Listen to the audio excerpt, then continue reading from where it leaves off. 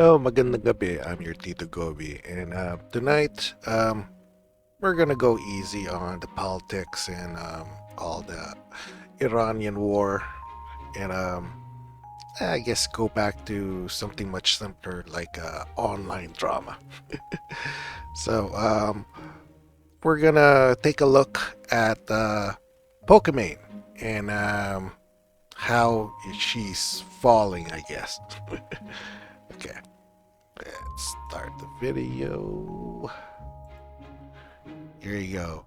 So this video is from Offstage Equation. I guess he just started also, and he only has like 21 subscribers. So if you don't mind, if you're not gonna subscribe to me, at least give this other guy a chance. Subscribe to Offstage Equation. And his video is The Fall of Pokimane. How the Queen of Twitch lost her crown. Alright, let's take a look.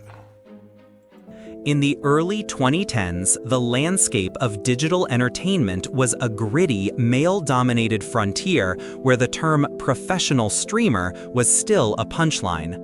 Into this world stepped Imane Anis, a Moroccan-Canadian student at McMaster University who was spending her nights studying.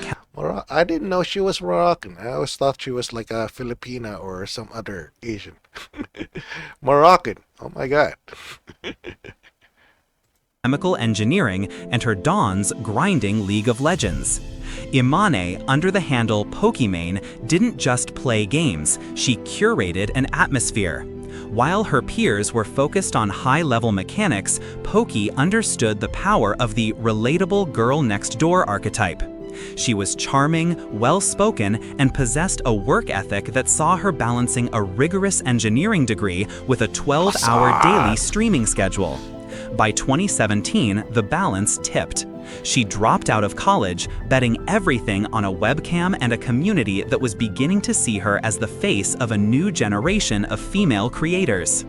First off, we want to thank you for supporting us. We're almost at 50 subs, and it'd mean so much to me if you could support the channel by leaving a like. 50 subs?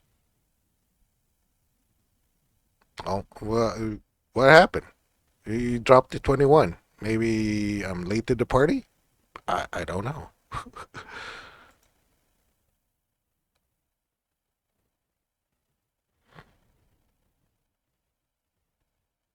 Okay. Anyhow, sorry. Going back. Like and a sub to keep this channel going.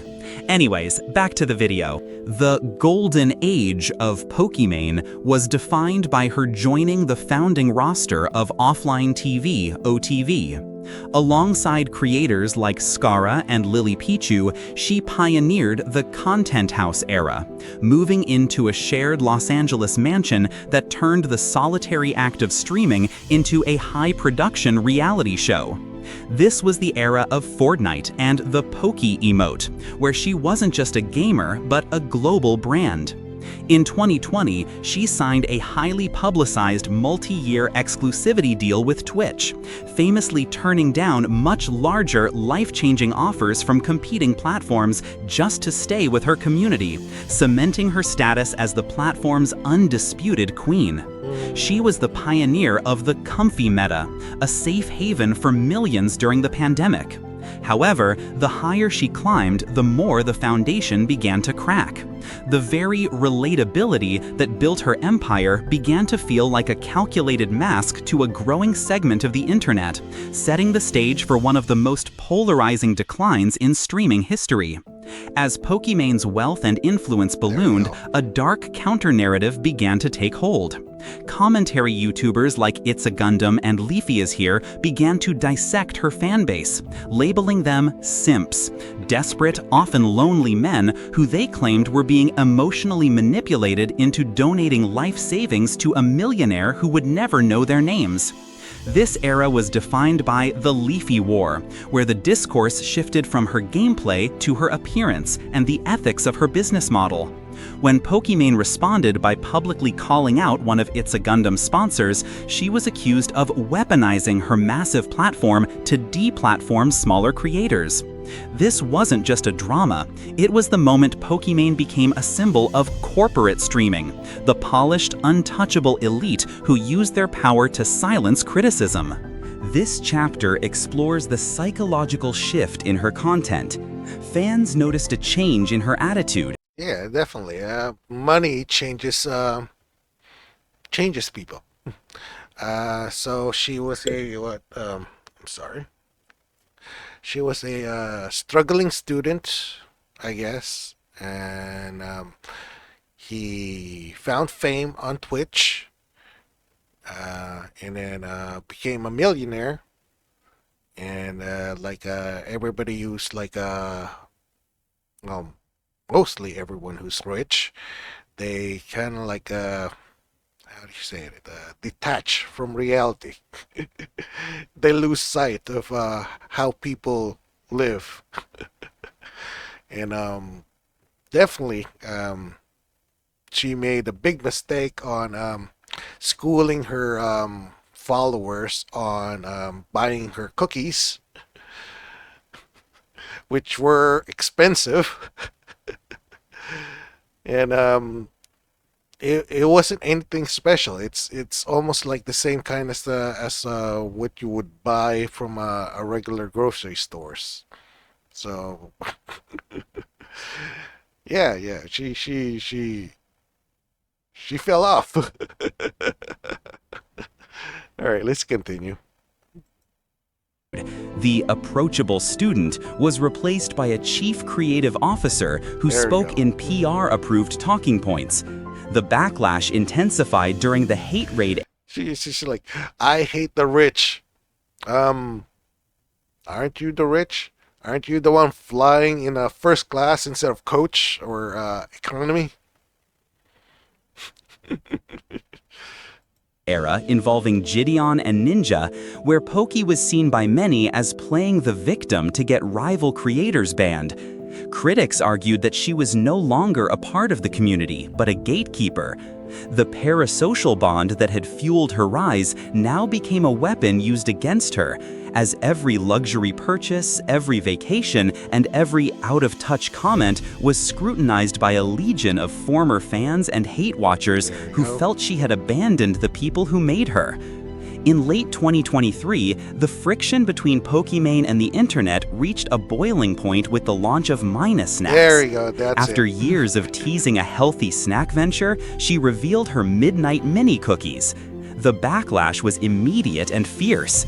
A 4-pack of cookies was priced at $28, leading to accusations that she was white-labeling a cheaper product and upselling it to her young audience for an exorbitant profit. But the real disaster wasn't the price, it was her response. During a live stream after being called out by a viewer, she uttered the now infamous line, "If you're a broke boy, just say so." The clip went nuclear. It was seen as the ultimate mask-off moment, a multi-millionaire belittling the very financial struggles of the audience that had funded her luxury lifestyle. The fallout was catastrophic. Actually is the same as the Kingsman, I guess, drama, where what's her name? Let's see, Kings. Yeah, I forgot that girl's name already.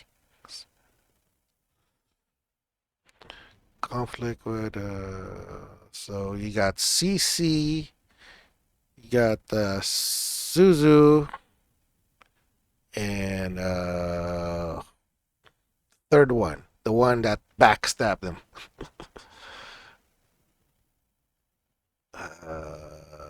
That's CC, CC, Zuzu, Susu, whatever. And what's the name of the other one? Oh, CC Zaza. I'm sorry about that. And Lucy. Now Lucy's the one that was mocking Kingsman about, oh, I need this money for college. So it's the same issue as Pokimane. Profit for her brand. She was labeled a socialist hypocrite and an elitist. Even after a public apology claiming it was a joke, the damage was done. By late 2024 and throughout 2025, reports began to surface that Mina Slacks was a ghost company. Yes. In December 2025, YouTuber Scott Schaefer released an investigation claiming the company had quietly shut down, noting that products had been out of stock for months and the website's contact information had been scrubbed. Poki's silence on the failure of her dream venture spoke volumes to her critics. She had tried to transition from a streamer to a mogul, but she had That's how bad it was. You saw that? He just like spat it out into the trash. And the girl, I don't know if she's forced to eat it or whatever, but she's probably waiting her turn with the trash can. fundamentally misread the room, proving that the Poki magic was failing to translate to the real world.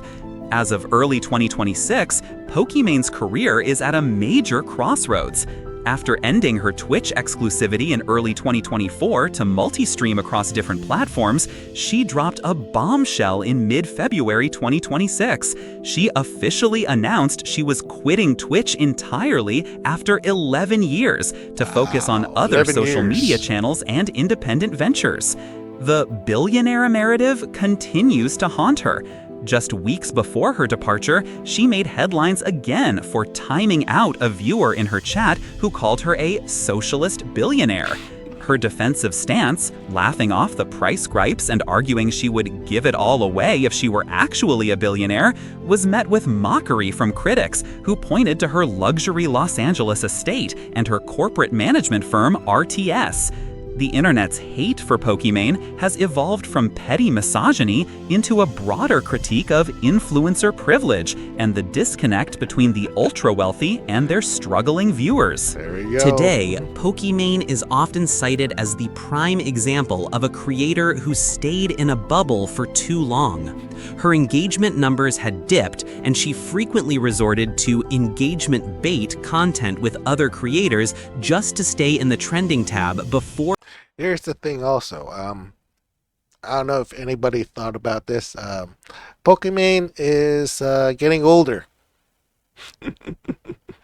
And I think there's also a controversy of her getting a boyfriend. So all her simps that's actually hoping that she would stay single forever are bailing out. Or finally pulling the plug on her Twitch channel. She has become a polarizing figure of the streaming world, not because of one single crime, but because of a cumulative series of attitude issues, failed business ventures like Mina Snacks, and a perceived disdain for her own community. From the engineering student in a dorm room to the broke boy mogul of 2026, Imane Anis's story is a cautionary tale about the perils of fame, the fragility of a relatable brand, and the reality that once you lose the respect of the internet, it is almost impossible to buy it back. Thank you so much for watching the video. If you'd like to watch more videos like this, please consider leaving a like and subscribing to the channel, as it definitely helps us out to keep pushing out more. All right. I don't know if this is his offstage equations video or if it's a stolen video. 50, really?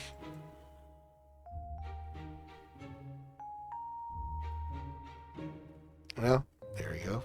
22.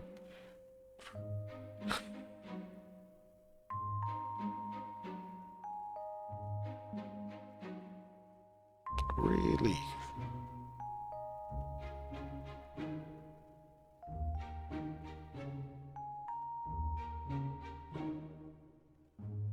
Okay, so like I said, I'm not quite sure. Maybe it is. Maybe it is. Maybe it's um his stuff. Okay, let's check out Osmond Gold if it's the same voice or a different one. So Who is Osmongold? To the million okay, he's using the same AI voice. So okay, it's probably his it's his work. Who is Osmond Gold? All right, so I'm not gonna doubt him anymore. So good luck. Hopefully you get that 50 subscribers and more. If that's the case. But anyhow, yeah, Pokimane really did fall off as soon as she got rich. um, a lot of her critics already been saying that her Twitch streams wasn't so entertaining because there would be times that she would be just like silent, like not doing anything, and she would still have like hundreds of people on her chat on her stream while she's like just like doing nothing. Oh well, but yeah, there you go. Just don't let the money get to your head. And hopefully things will be better. All right. That's it for, I guess, the current online drama. Well, good night.